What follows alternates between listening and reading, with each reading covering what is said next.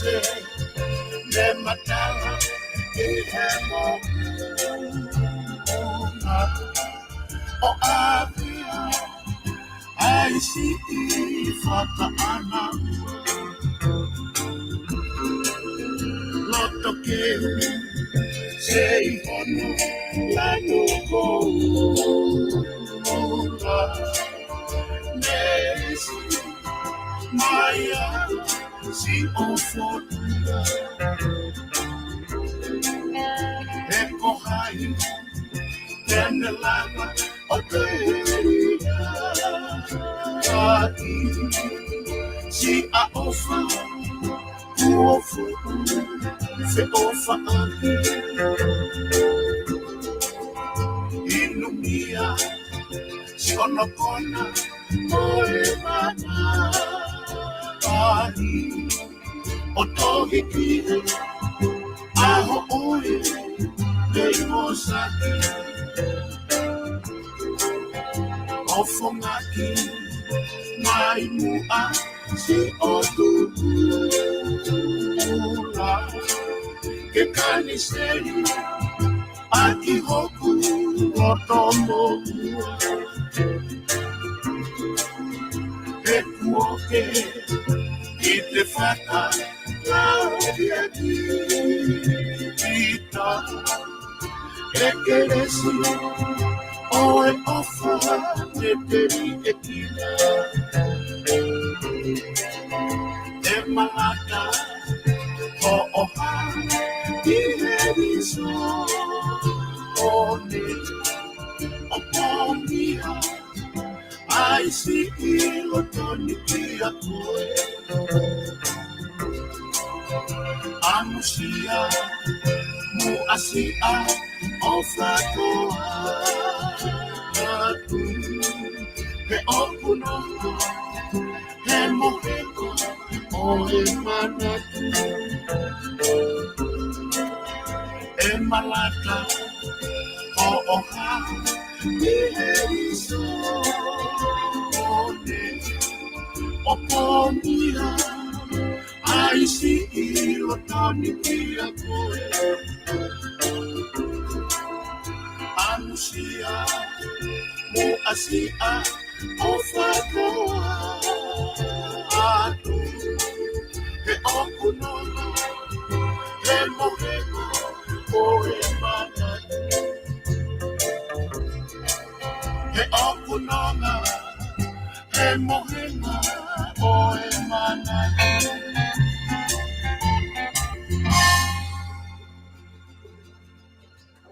Ko kore ke hufa mo he ngai talfa ko to pe fa o atu pe me heni kai ata mo e whainga maari e koni o e ahoni ke whahoko atu ai a POLOKALAMA TALANOA ko mo POLITIKALE pe mo PALOFESA INOKE HU'AKAU o ko tatalere ki mo tolu ko to pe kai mo lava mai ke tau kau whataha i he POLOKALAMA koni pe ko kore ke ngau e ki pe ngahi talfa tapu ko ina mo aki whahoko i ahoni kai ata pe ke ma ngau e ki pe ngahi rea mahino ke whahoko aki e tau POLOKALAMA ko ia TALANOA ko mo POLITIKALE ai whahoko whahiri wiki atu pe me heni.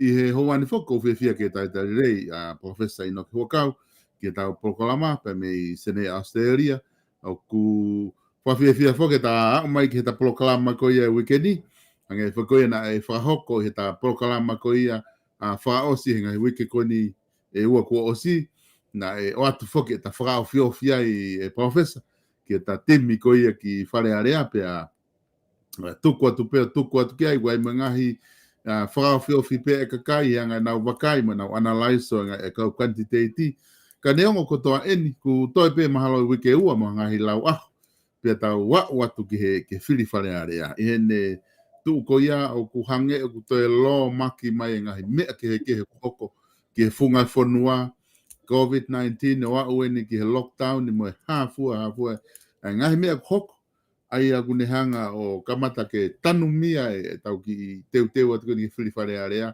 pe ku kai ke mahino ko ha mea te tau wau ki ai ka ine tu pe he Professor whewhe hake ai ngā wepe me Sene Australia pe moanga hau wakai ke tunga tau iai i e ahoni.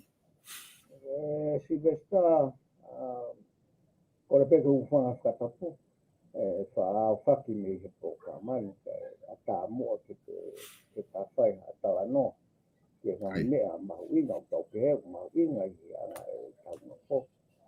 Ko tau tānoa toke murini ko Australiani ko mautolu ko mau whakastati fok. Koi. Pea ku tau tahi ai te, ko lor tongo su fihi ko ni si te sta. Ua puke ati e mau pare mea mau toluia o whika ke whawhisi, Koi. He ko e lao ni ko e mau komsodi ko kono toko ni e whaihara. Kono toka e whaihara. Koi. Koi.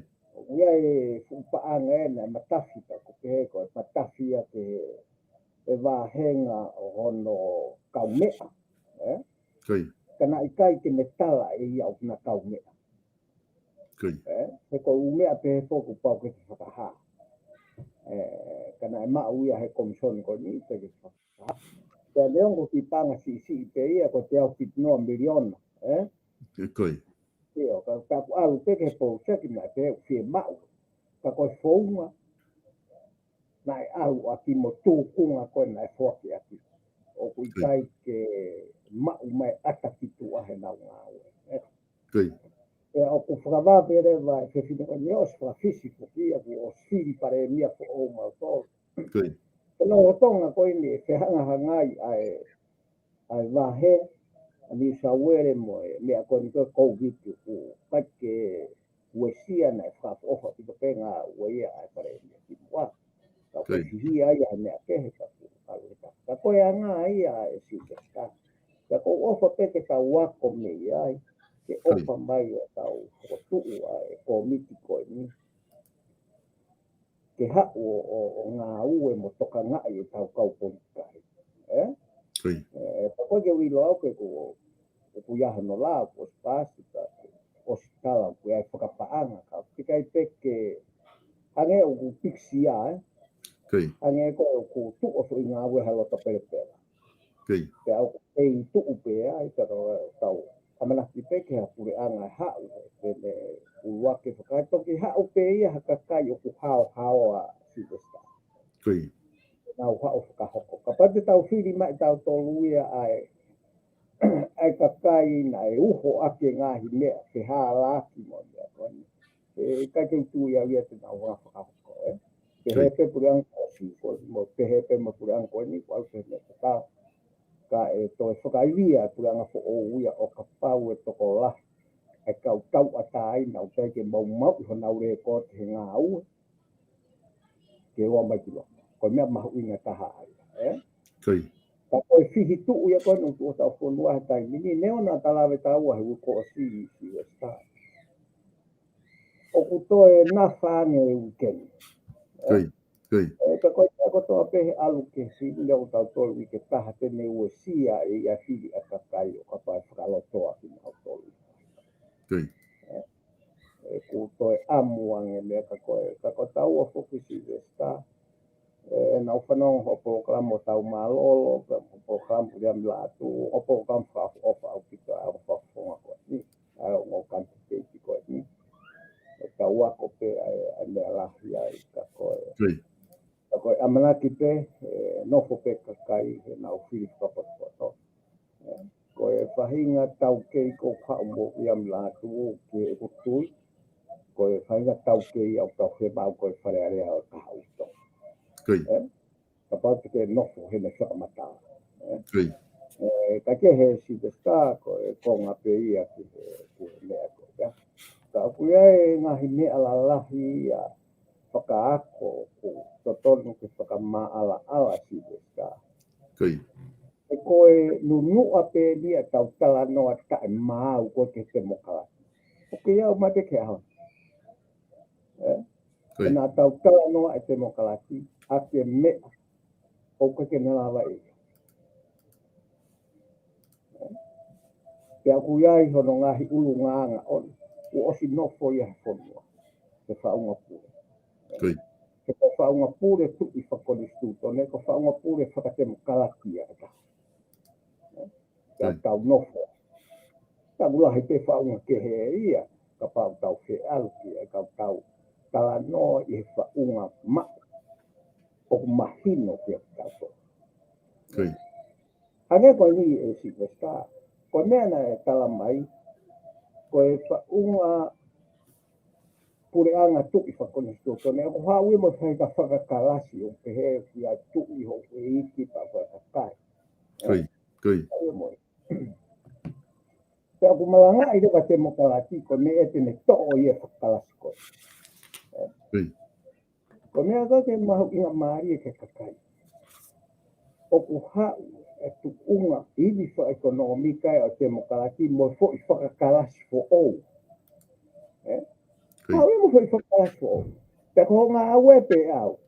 Ho o whetongi ake fo I whakakalasi e taha. Ai fo I whakalasi e taha. O e whihi ange fo I kalasi ake. Te koe mea ko hae tai nini o ku hau kau tu maari au kito. Mo kau tu maari. Mo kau mei tu maari mo kau mau paanga pe ia. Mahau kalasi e nima e si basta.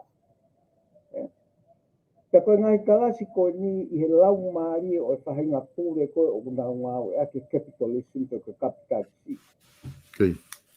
O nā wanga te whito o tukuan ke nau whiau. Ai u kalasi koe. Te koe whiauhi koe ni. Ko whiauhi ai pese te hongo fulu o whonua. Ta koe leo whakuta mati ai koe lau maari e whiauhi koe ni e singa sta. Koe mau toa. Ko tawe ngai. Ta I he whainga purean ko ni singa sta ko mea koe ke mahino. Ka pau o kukai ke kau he pese te hongo fulu ko u whiauhi. Ai au he pese te hiva noa o whaikilao. O inu pe au hono mamahi mo o tangi me kamata ke ne osa. E ku I kai ke kau koe talanoa I kamita. Ko ti whakakalasi koe na tau alu ke ai tau ilo tau tau pe ko hai e ko hai. Te koka I tau. Tūkunga ti mo ui talanoa koe ni ku rahiange a ngai talanoa mahalo. O ki kai to tonu ko whanau ke ai ko whakapōpula I he tau no pere mo he kalasi taha mahalo ku iai te ia. Kui kai te fuhange ia ko se auhi koe ni ai ngahi whanua koe. Mo whahinga sistem wha ekonomika koe ni lau iai si testa. Koe mea ko mahino I o kui kai te kau koe se auhi. Ko te seti pe ia hongo fulu, te seti si pe ia o society. O kui kai te kau koe. Te agapau o kui kai te kau. Ko o nofo pe au mo nunua se auhi koe ni. Ho mo ui me deka mata ke nao. O ke he kapau wea whainga whaunga o koke. Whainga ki ai take kau he se auhi koe. Ko mea ko te mahino ko tau kakai. Ko mea koe na totonu ke malangai. Pe ku fie hike kakai me whakakalasi koe. Ke whakakalasi. Ko whakakalasi na tau iai o ki mama ai. Asi o ia. Hoko whakalasi. Ko whakalasi koe na tau iai o ku nofo ia o whariki ake kere kere. O kuia hau totonu iai, pala totonu. Ko foi whakalasi koe taha, si veska. Ko alu pe ki he welfare, ke whakasio haki I whala ke me puke puke hake. Ka koe ai peke ke mo ui, koe ke ai ke tū mai. Ko ai peke ki mo ui, o ono o hinga ka hauka whai ka tā mati. O ki ai peke whai ka maari e he tāne po. O kua uia ki he ni koe, ka pau o ke nofo koe he kalasi ki lao o koe ki he kau. Kono tanu koe ho mate si besta, o koe ke ilo te tanu se. Pehe koe ngahi nua ia o ngahi se au ki koe. O tau alu ki ai. Te au te kei e potonga foki o tau atai nai koe te totonga. Ono whai e tau putu mo mea koe ia. Ka koe ngahi aia e si besta o whakakalasi na tau iai. O totonu ke tau whakaukau e whakahoa. he ina talanoa ko ni fo o ko ni mo whakakalasi ko e whai. Kai. Te o si ilo pe tau tō uia. O kamata ke hao talanoa e o whai te riha pe tau tū maari e mo ka mo uahe lao. O ka ke longo hao au polisia. Rento whainga nana o tō kōmia ngeia o ka pau te tau alkia. Ka kamata asi mai pe i he whahinga ekonomika ko te tau alkia ai. Ahau e hu mai e whakakalasi fo o uia. Na kai ke tō. E whea au hipe a do pere mo tu maari e. O mo whitu, o si asi pere ia. Ha o tamai a koe mo ne koloa mo me atu. Ka ahu te kei ke hu mai ia o kau e whakalasi ko ulau ke lao. Koe mea ulua kia si e sta te kau talanoa ki ai. Ke mahina ke kakai. Utau o si nofo tato he whahinga te mo kalaki. Tau talanoa rewa ke whakalere. Whakalere meni o ke whakalere i e te mo kalaki ko toa pe i hei kui he lao. Ko tau mawhai ke whakalere. Anu ku hoku. Ka ku lahi hono talanoa ia ko fo imea fo ousi ke sta. O hao. Te au mo ni pe ia ka pau ko fo imea fo ou ko ia o whakafotunga i muri o tau whinga ke ape ki tō. Ka ke tau ilo hono lulu a hono natura. Tau tānoa ko ke whakalasi whasosi are e toi hau rewa fōngai ko ni mo whakalasi kese. O kia te whiti ai te mau e koro. Aina? Fo i whakakalasi wha ekonomika ia te au uho aki a mea ma whi auhi. Te koi competition. Pea o i kaite ke kau koe ai. He kaite ke kau koe ko toko siki te ia society e kau. Pea paurewa he kaite ke kau ai. Te ke nofo pe ko i indi hona nunua. I e whonga pure. Te koi mawhai pure. Ka mahaka mea ua ke si te sta. Ke tau hanga o talanoa. Ko mea ua ko whi talanoa ki ai. Ko fo i mea si te sta o ko hapi. O mālohi koe pure ai kakai. O ko whiwha sio au ha pure angai mani o pure ai kakai ka ke mau ia.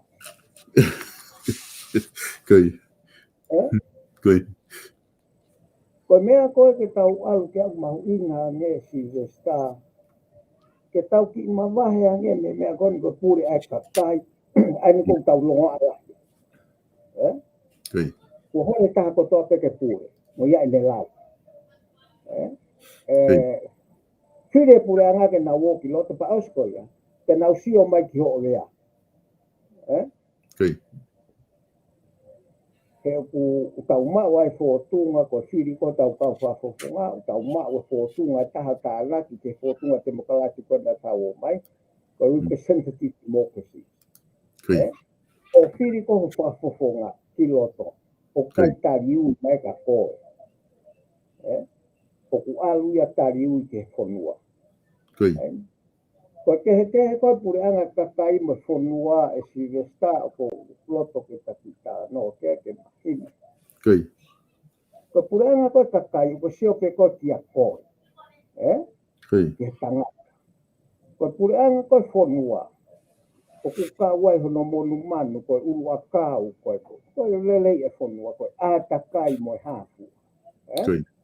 Te koe ke ilo au pe whewhe anga whakaukau koe na e kakai ke pure ai kakai. Kai hiri koe. Ka ke hanga o whakamamahi i hao hosi. O koe to tonu e hosi ka te ke mo ua koe o se e he la. Ka ke hanga o tānoa i ha HU'AKAU o ke hea ke tuku. Ke lao ke malu. Ke kawaki mo ātakai. Te ke mo ua koe he kuiai to tonu e HU'AKAU. O malu i he lao. Te osi koe hepa ke talamai e koe. O koe ke kau e umea e koe ia. O koe te o mahu inga. Ka hiri koe ia. Koe pure koe alao ke te mo kalaki. O koe ka tau koe o koe de totonu. Koe ha totonu. Koe totonu. Te osi koe hepa talamai ia koe ke tau talanoa tau to o hane o kai ke kau e totonu e ngahi mea kehe e whanua. i he pure anga wala e pure whakatemo kalaki. Kei.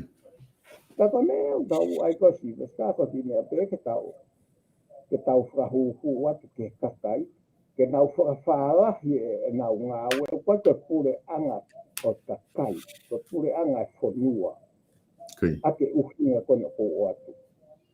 Ke kapau ko kakai ko koe, mo monu mani, mo HU'AKAU, o kuia e la o kune malu. Kei. Ke ko nofu ko kakai i ho a kakai ko whonua. Paku pau lewa, o ku malu lewa he lao ia a whonua. Whakataha mo koe.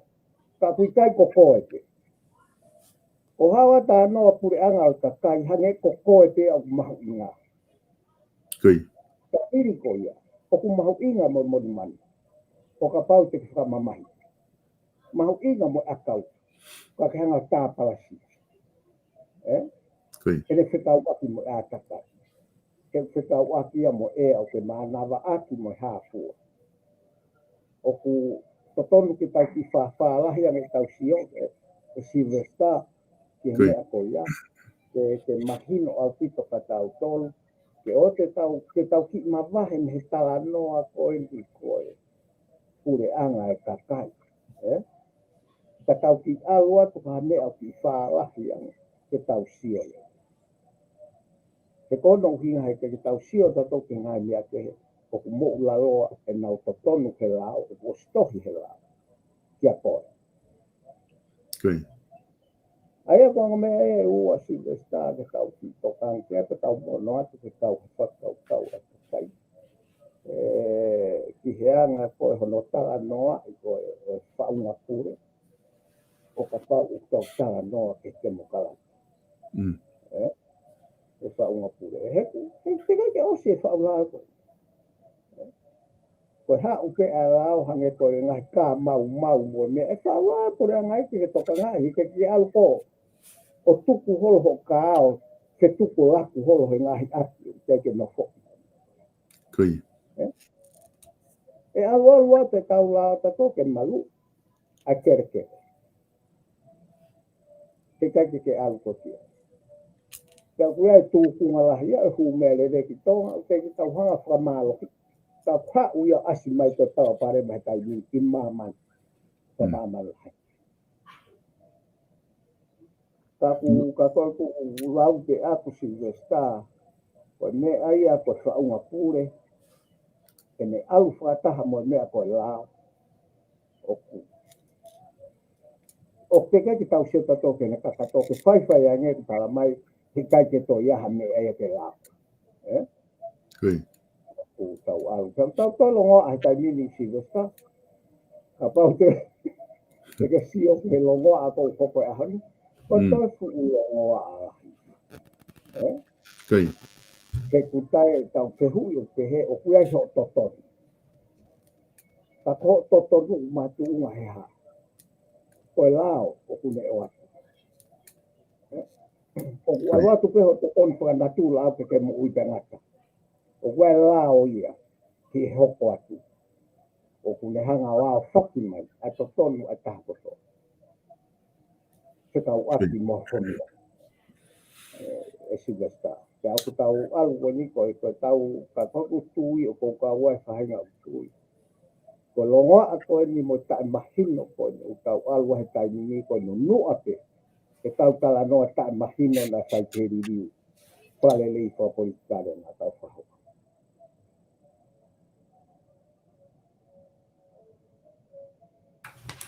Kei. Sai ke o Silvesta ka pau pe o te hame au ke whakahuhu mai ke huku mai e mea konu kuta talanoa ki ai. Ko whafofa ke ia maha ko taimi lele ieni ke whahu mai ya. Kei. Mo ne bito e POLOFESA, koe hange koe na ke mo aki talanoa mai kia he konga ulaki koe tata e POLOKALAMA. Na ke talanoa foki he kalasi pureanga ke kalasi e tolu ko umau he tau society. Pea ku mahino i pehe kakai ko tu i maho eiki pea pehe foki he kakai. Ko ke talanoa foki ke he temo kālati ke ngahi kalasi ko ku hau mo ia. Aia na ke whakaukau na ke whakaha mai ku maho ke he kalasi e nima. ai ngahi kalasi koe te mokalati. Koe whehu ia, koe ngahi kalasi kehe ko ia te mokalati. Koe whihai ku osi mau, osi au ki tonga, ku osi mau i tonga, ku osi iai ngahi kalasi ai ku au ki tonga, pe koe ngahi kalasi ko ia, o whia mau pe ia ke atu kotoa, pe ko e lau peta tolo ngau e ake hakonga ngahi kalasi ko ia. O tau nofo tau tolo whaka mau e tau nofo si vesta i he kalaseta. Koe. Pea koe palopare mau whange u tau mare noa i halo he kalase wha mahalo. Koe. O koe ke tau mau hono ka kano lele i ke whamatala i tau noa e mo tau pakai koe tohi ia. Ka nau ilo mea koe e mau mo mea koe e more. Koe. E te nau whakafuafua ai pe koe ha e ne palani si na alahi ange more he mau. Koe. Ka tau talanoa i whakarele. Ka e ua talanoa i pe ia koe mau ata pe. Koe. Mau ata pe. Whakafo pe tau no tatoi muri o whei ngai. Ka tau ilo pe tau tolu ai. Tū kunga mo ngata anga ho tau ki whanua mo hono i. Koe. E ka pau te tau alatu tau tō mo fwoi kalasi koe e mea ngā ue koe. He koe hukea uia he tangata Silvesta koe ku mau vai. Koe uho koe o mea ko te mokalaki. Ko hono fuu whaunga whaka ekonomika. Koe. Pe koe capitalism, whaunga whaka ekonomika. O toki ai benga i totonuia ufi aki. Ke hangari le lei. Koe. Ko hono uho o na ia. Pe ka pau rewa ko hono uho ia. O ene mi sini whaka ekonomika. Ue whakakalasi au hao mo ia. Pe aku ririu pe ia he ngahi ka. Koe. Kaya ke tau whanonga tau tolu ia he bilionea. Ko tau whanonga tau tolu tai, na tau whanonga tau tolu he milionea. Ko i lalo milionea. Tau tānoa tau tolu he kalasi fo ko bilionea. Me lahe nau paanga tau tolu he paanga pure agani. Lafu maa. Whakatau ta. Pe ausi ko apa tau hoi whakau milionea. Kalasi ua milionea. Osi ka pa hoko e talasia ko wealthy class ko tu mari e pe wa no an ka to fra hoko i fua ko white collar ko blue collar ko ha hono u ke alu re vai au ke working class ko tau pote ki la ke so alu atu ia o ko ke nga u talasia ko tau wealthy class ke osi ko ya e si ko me o talanoa ke ko bilionea, kau bilionea, mahau pesete o sihe pesete ngo fulo no katoa. Ko nau tolu ia nau talanoa i se au ki a fonua. O koe ke kau koe ai. Ia ka pau o kui kai ke kau ai. Peke no hope ko i nui no he nau tutu ni o au ke he. I ho maro. Ko hono mo onia o ngā au e whakatalasi. O ko mai he whaunga, whaka ekonomika, o ko ufi a ke te mokalati. Ai ngahi te mokalati ni iti. Te mokalati koe nā tau o mai, te tau ilo ke tatona keke. O ku ke kau koe ai, pa pai ke tātu ke tok whi auhi pa ke kau ai. O ku ke kau ke koe ai ko tangata i whanua tonga, i o whi auhi koe. Te ko ti kongkere, tau whina ki ai, te koe hape o tatona. Ka koe tatonu au mahino ke te tau tō. O ke tau sio ka kato tau tō ke whahinga, ke au kuka no ka whai e miki. Tau wanga pe tato, mea sio ai. E tau kismis, ka koe me ai e Silvesta, o ke hinga koe ke ta whamanata, ka tau kakai. Na i kai ke pehe ia, na i kai ke aha tau te makalati. O si nofa tonga ia e fōtunga o te makalati o kui koe tu i whakonistu tō. Ka koe tau palo pare ma, koe tau sere holo, o tae mahino ai ngahi whonga te makalati koe, te ko whē me au tau o mai. Ka pangi wharere ia koe koe pure a lao, o mea koe tau whinga, ka tok ngā ue, i koe pōng whakare ngā ue te ia, tau ku osi ai. Koe pure a lao, koe hafu, tonu ki he ha tonu ki o se o atu. Koi. Aku toe o mea ko tau kehe ai me fonua e frate makalati. Ko pine e tau funga te makalati ke kere fonua. Iai ko ton tau atai ma. Heka ke mau ka te makalati ma marete. Koi. Ko ta uhinga tau. Ka pau ke fili ke ko fe fahinga te makalati te ke iai.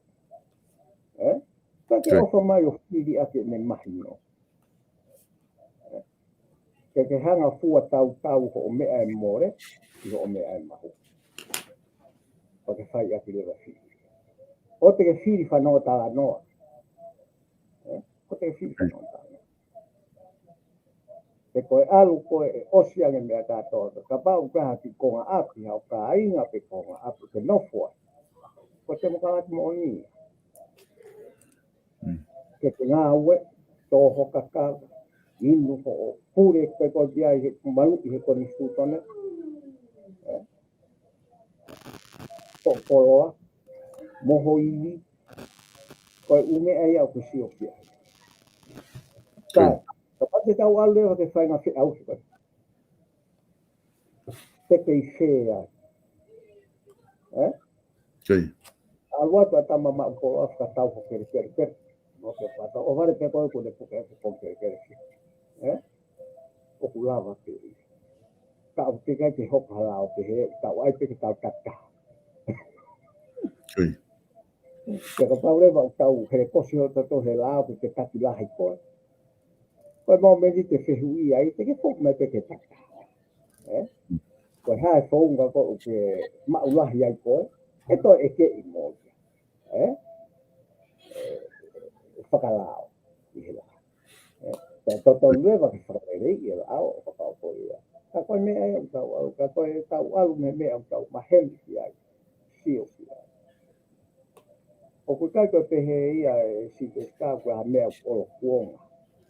Koe tau fo i pahe pe koe runga olo kuonga koe mea fōroa. O kai koe uhinga ai. O mai uhinga.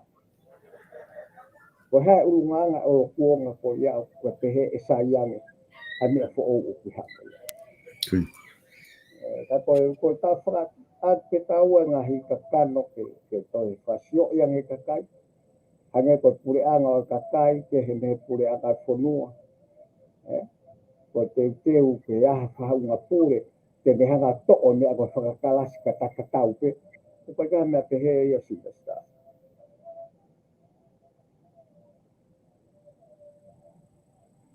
So, Professor, ko ua ki whehu i heni ku tuku atu he la ke ki whehu i pe me tō taha koe ni. Ki whehu e tange ke Professor, ko whe i he lao a tangata mo totonu whakaotua a tangata o ku mooni mo totonu. Ko totonu whakaotua o ku hau e koe lao whanatula e. O ku kau ai mea e koe ia. O koe mahu inga pe koe koe tangata na whau. Ko tau whonga tau whatunga motua, ko tau whonga koe te tau pe ko te toi whakau koe mea ko tokai. E Silvesta. Nai kai ke ai a hiri whaki hamea. Nai tokai pe koe e ko tangata. Nai kai ke tō nosta tohe mea ko eke te koe hae poloa mo hama. O uho ake tau pia koe apa ko hao tau whatunga motua. Tolo ngā ua mai ke mea koe. Koe mea koe ki ho tonu whakaotua. A koe. Koe uhinga koe ni, ki ho to tonu, ki he otua, o tosiasi te koe, otua o to kāterine te koe. Koe hare vai uhinga Silvesta, ki he to tonu whakaotua he koe.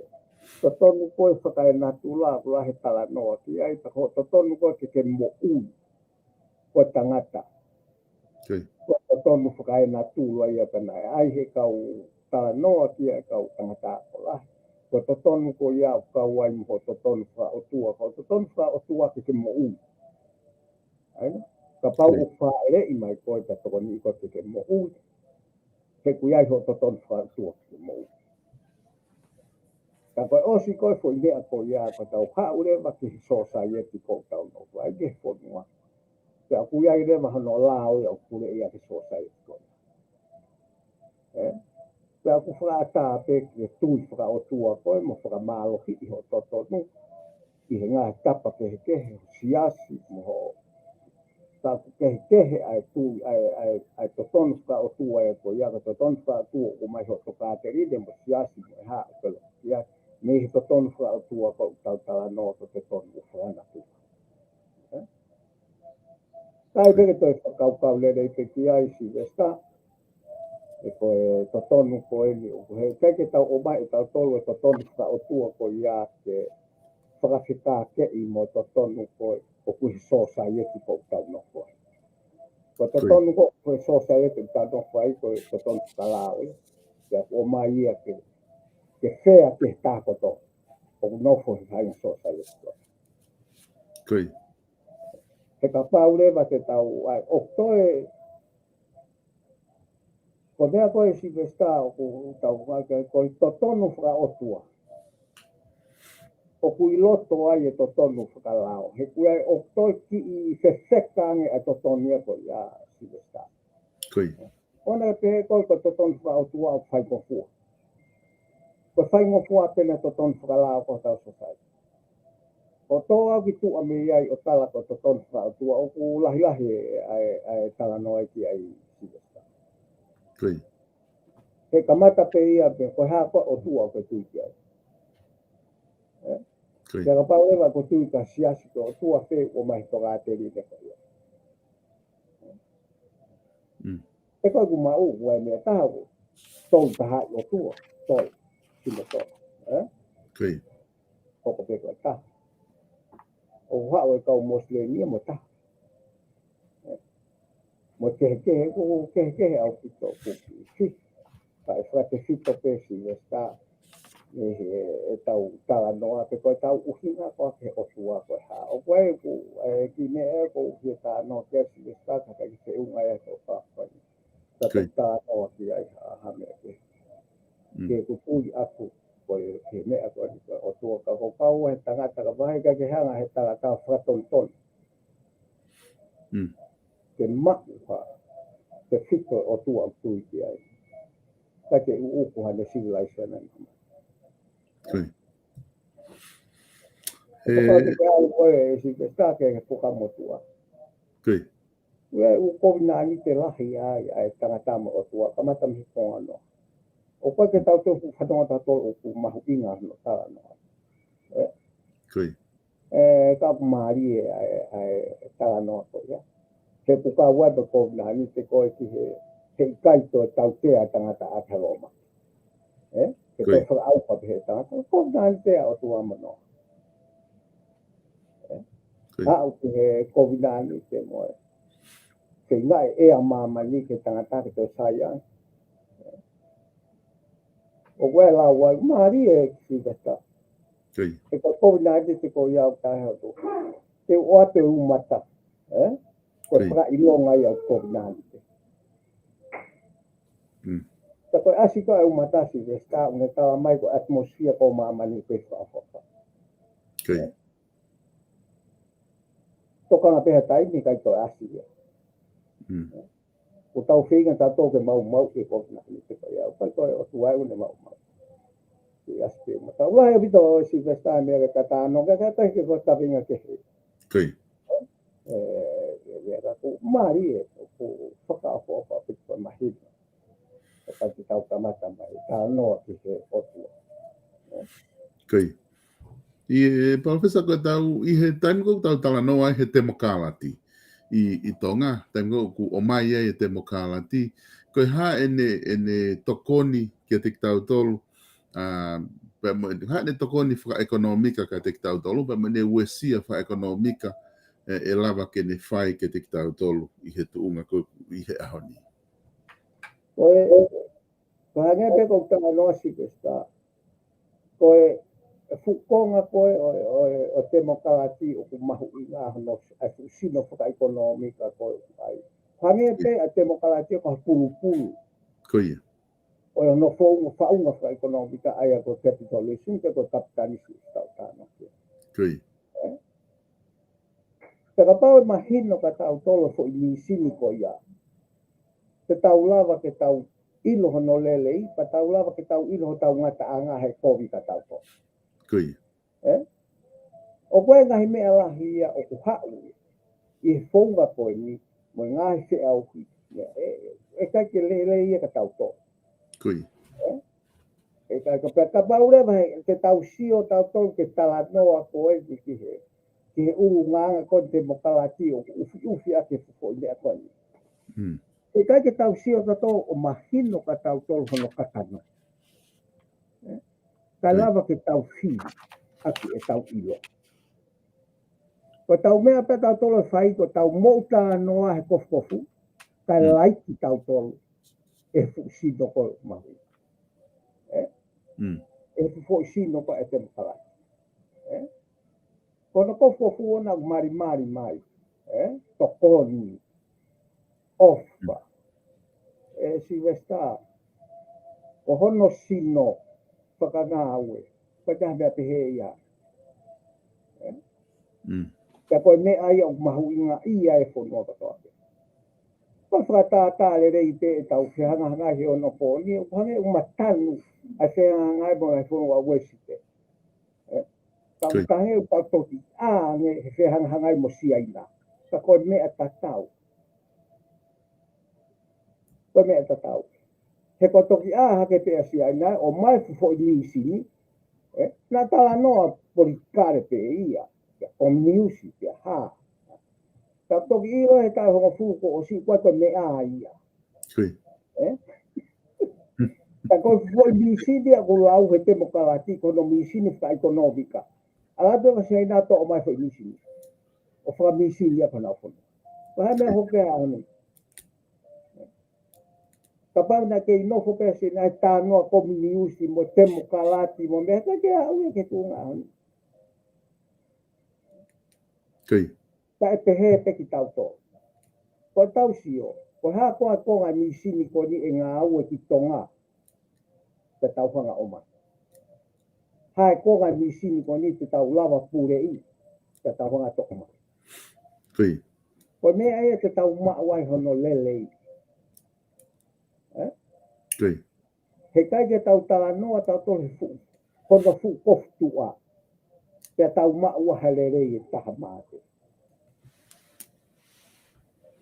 Te tau longo a tau tole talanoa mawhai mo mea. Koe upa ke pehe u fodua e koe ni. Koe nau fu hoa nau toki a. Kui. Koe ai peke ifo ke sio a kakai. Koe ke pehe koe mo ui a ngai whanua koe. Koe mo ui a ngai whanua koe ni ono misin for economica. Ta koe misi ni o toto ke tau mahi noi. Tau tola he tau kawako ko ekonomismo mea koe. Te tau lava whiri mai ai mea koe te tau lava ngā ue i tau koe. Mo saika tau koe. Koe mea pēia si vesta a taha te tau lava o mauahi no lere. Kui. O pau e mahino ka tau tolu kono na tula o e anga e nofo a tu whaunga wha ekonomika e whotua. Mono whaunga wha POLITIKALE. Ko whaunga wha POLITIKALE ewa ufi. Ke sio kakai ki ai o ku whaafofa. Te au sai pe ia he kua pe e te mooni ana. Ka kui kai koe mooni lau kai kaureka. Kai koe mooni whakamato ato o ia. Kui. Ka koe mea pēia mahalo si vestati o tokoni atu ki he mea koe ia. Kui. Ka koe iyo. Ka pau ngaha whiu i si vestati. Koe whiu ko mai he taha koe ni. Ke te ki i whamatala mai ange pe ki i whakalolota mai whakaukau i he uhinga. I he constituto ne pe he uphold the constitutions, protect the human rights. Ia koe mahala o ku whelawe e ma ne ulaki whihu i. Kune te mai e whakaukau koe a kune ta mai o kuna whelawe i pe ne whihu i koe ia ke to tonu ai tangata pe me to tonu wha o tua e tangata. Ka kune mai he konga kona uphold the constitution, protect the human rights. Ko umea ko ia Silvesta ko na te toi mo onia na hulu atu po ulu atu kene hanga fasino ko nisti ko na pane. Ka ko umea ia o mai o whakakau. Te hau ia ko tokonia ko ia ko hau ia I honolangi. O whakaivia kene hanga o mai o whakakau. Ka koe mea koe na ne tohi ko nisti ko ne. Ko mea ia ke whai, ke ulu atu ko ngahi te toi ka veinga ia ke tau tokanga ki ai he whau e lao ko hulu ia. Ka au kai ke whenā pase ngai mea mo ngahi mea o whau I mani a honi. Kai te tehe human right te fōtunga ia koa mono ngahi ulu nganga. Mo mea koe he tau ko nisti ko ne. Ka koe māma o mahino o ko whakarea koe Silvesta koe intelligence. Koe māma koe mahino koe mea ofaka o tua ia. Te au tau tui pena e mao te po uake māma mahino laki au pita. Kene hanga whotu hifo toni stu tone kane tia. Te ka pau ke tui o tua na weke tui au ia na tae whaka o tua ai māma na e. Tu ia ke tupo uake o ne lava toki toni stu tone. Te ka pau o tokoni ki ai. Ka koe mea koe ke hau. Ai to tonu pa tau pehe ko to tonu pa o tua ko tau pasi me fo ngāue. Na ngāue ake to tonu pa o tua. Ke tau to whakatonu.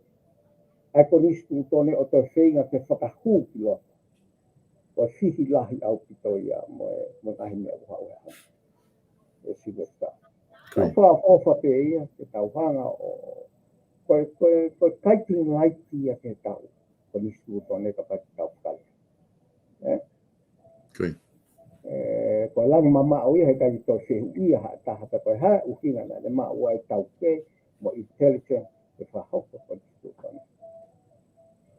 ka le hanga po whakarea o tuku ai ko me ai na nda taki ia ka ko me ai o amanaki ka hau ke na tatatu aspecto fo ai tu ka taki he o tau ka tai he ka hau ke me o tau Ka ko pau ki tau whamahu ina i ko I to tonu. Ua neong o kuhikai ki tau lava I tau tolu. To to. I ko nistu tone. I hai kotu. He kai māma e koe o kui o lunga I ko nistu tone.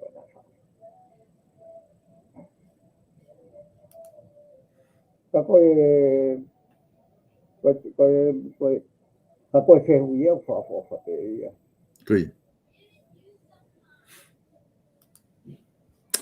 Koia, malo bito e Palofesa ko tu mahino bito ai whakaukau ia koke o mai. Pe hange ko ia ko ngahi tari ko ni ngahi popo ko ni ko o mai. E ka tangata he mui mai polokalama he ahoni. Pe ko tu ko ka venga mahu inga bito ni ku whaike talanoa hano whakamawahe wahe ko ia. Ai e whamahino I ko ia ngahi mea ku tau kei fihi holo ai I he temo ka alati ko ngā ko e tau whakaukau ko ia. Ki tō ngā hange whakoena ke ola ki hanga o mai, ko o si ai pē ngahi elemeniti te mokalatia na e kau pe ia I he tau konistu tōne hano whahu ke te pō ulaki, pe au tau ngā ue aki e ngahi elemeniti ko ia. Ko tui mahalo ko e tuu I he taini mi ko ke te aha whehu I e te o mai I he kawinga ko ni e Palofesa.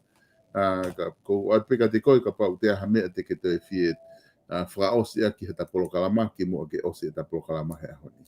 Fra osi tau pesi me sta e whahinga mea koe I he kau aki mo demokalati o kunofo e talanoa mamani, tako talanoa fo o weni e kau a kotola, na hoa whakasisi mai mea koe.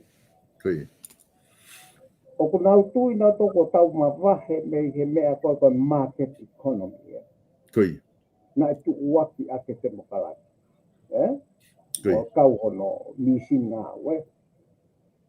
O nau tui na toko tau mawahe me he market economy. Ke fo I tu unga fo o koe market society. ko society ko society ko market ko economica o market ai algo tu ke koloa ona ke hesi vesta o ke kamata whakasisi mai ngata no ki ai ki peiti he ngai whanua lahi ka tau ke whito ki Amerika whenga kaua ko ke kahu mai me koe. Ona ke he. O pai ke nofo ai market economy i he koloa. O aluia ke market society. O pehe ia ko taha ko tangata ko taha ia koloa ko o whakatau. Ka kute ka tatau ke ko i he sio ai market society mo kofi uto. Ka tau behe peke tau whai ke ko koloa mo ko. O ko mata rewa ke asi mai ngahi me ai he tai nini. Ahange ko kau kone mea kone COVID-19. O hau ia mo whotunga o kai ke kei hau. O market i he funga waka ko market economy. Ka ku hau ia to atu mo koe. Ko commodity mo koe. Ke whakapitiki ki ia commodity e tako. Ko me ke tau ilo ki ai, ko me ko ke tau tokanga lahi au ki te koe ngahi maa furi ka maa man lahi. Nā tau iyo pe ki ai ke ngai tau kone fiha koe na tau talanoa. Ko tau talanoa ki temu kalaki polokale tau talanoa ki ai o kate uhinga i taimi lahi. Ka koe tai vini, o koe ka kai whawhe pati e huku. Ka koe ta au weni o mea koe na tau whiga temu kalaki. Hono ta au weni, maa furi ngahi whonua, mo ene lao, te au hau au mai ki tonga. O kai ke te aha tau loto ka koe furi e tau lao mo mea te hanga o whawhotunga mai e. Tūkunga fo au koe, o talanoa wha ekonomi tai mamani. Ka koe ta whotu at te nasi vesta ke tau ki sio ang kia, ka sio pe tau kau politiki, ke nau lava te koe haha whakawhea ngai ke he ngahi i mea koe ni. Ka putu tō mui au pito ke tau ilo ke ai, tau totoni ke tau talanoa i te pahin. Ke tau osi alu tau tolu he tau koe ia. Tau osi alu tau koe ia. Ko kakau au he tai miniu ke kakau koe he mata au. Ka koe mea e koe na tata pou atua Silvesta. Sio whakarerei ke mea au ke whia mau. Ka ke sio ke mea whao mo ia. He iai hono pea u ona hei kai tiki. O mea pea whaiko whanifoa. Ke te au pita. O kai tau pehe pe e tau talanoa koe ni ke tau hukon COVID-19. O si lau i hono koto Australia no si. Ka pai te tai hu ko fa ho fa pe ia. Ka te no to ko to ngai ke te la ko au ka fi. Ke ko si lao i ma man la hi ya me ka. Ko ma to lu ia ko si. Ha we ai lao ya ko ke ka pau ka ke hu ka ke to nga we ko. Si ha we. Ko kamata ke hu ho ya ka kamata ke alue kakai ya ko mau hu ma to Silvesta ko sai au pit na mau sai ang ma to tonga e ko na mai ai ya fotava o ku kai ke ko me ko ke mahino ko te loye mahati ya Silvesta e ko ha no uhinga kai ke loye o sen ko ke loye hu ya ne malu i ko mahina mau ka to ta me he ne mau ngao me ka to ta tonga he a ke o ange ki fare mahati ai whahinga una osi huku mo whahinga te ke nau. Tang nau kore mai na toke. Huku ai te whaki me ai au tau lawe ai ko tu koe ke lahi tā noa Facebooka. Ai aka kai. Kana e tamata pe pure an koe nina e kake usai koe kei hau mo whakakau koe pure anga e kakai. Pea hau e waka e pana ta ofi. O ala wa kai mo umea ngā ua toi fisi pa tau tuku ato o whitukuma. Ko taimi ko o ku whakao mai pure anga ka halongoa haki toko fisa. O a sei hane polisi ko mea. Ko tamata ia e ase ko ase tuo tahape ko te ke ase tuo te au ko he hoko kate. Ka te tau whire waka whonua ke tau mua tahape i he mea. Ka ua longoa a te Facebooka ko ke riu e ko hotutu. O ku kai te whapato e ke pure anga kai mi kone o tau alatu ki ai. Ka ko loto pe ke whamanatua. Ke pure anga ke nau tu mao nau tolu i he mea kone. O tō mui au pito Silvesta ke tau to whawhetaki mai tau tolu ke mea kone. He kapau ke tau whawhetaki hen ke huhu. Tene ue sia e ia tau wā koe mo muri ke tau wholau koe. O tōlo ngā ane mo te he, whahabea koa kei o atu, kei puna e wakapuna. Ko puna me i tonga e wakapuna he le kei hao a tonga he COVID, kwa ka paupare mai e. Ko tau pare ma, ai toi uta koe, a whoki a te wakapuna o toi uta atu ko titonga. Ka pau e tānoa e mahino pe ia si westa. Ka kehe, ka kutau fuulongoa. Ko nunu ai au whahinga mea na tau whauai, o tau te longoa mea te o ke ahau, e ngai tai mahino ko ia. Tau wanaki pe ko talanoa ana ke kaha u, o ko uku atu. Ko i riu me he mea ko uka market economy, ko nofo e market i he koloa. Ke alu ia o hoko ko market society. Aia ko tangata ko e whonua mo mea ko iau tau mo i he market. Ko ke hoko ko commodity ke ahon.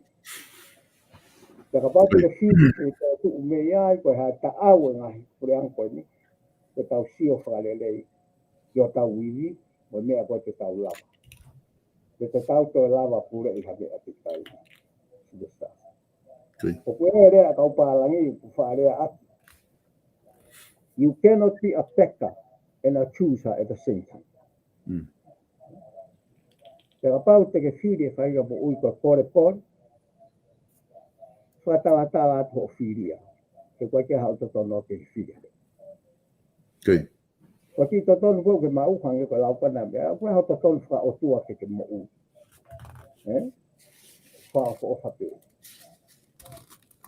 Ka ua baraki pe e toi tauhi mo totono ko ia. Ka koe whankinia peu ta whaasisia ku ke alukea tau whakaukau si westa. Mo e whamui taha o tokanga e ka kai a kō ke tūpunga tau alu ki ai wharaito nō mika. O ne ue sia e society mo totonu e tangata. O kune ue sia laha. Te ko li riu kone me market economy o tānoa ki ai. Me whakamaketi ko ia koloa ke whakamaketi o tangata ko society. O ko ni riu lahi ia, e si westa. Kaku apangati pe te tau ilo hono ngahi nunoa amui, ka te tau whenga rewa ke whakai ehi me ia. Tau tokanga pe. Ke ua te tau whukakaka. I he mea ko tau whakaamu ki ai. O whaluku mai he haa uia mo ne nā nunga ana.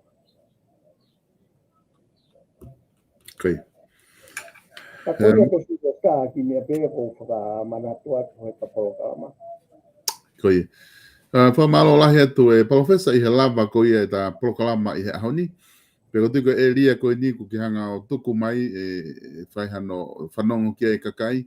Pea lava ke toki whaihano whakaiki ki hanga he polokalama a muiangi. Hanga he whehui e toki o mahi kakai ki whaihano wakai ki ai.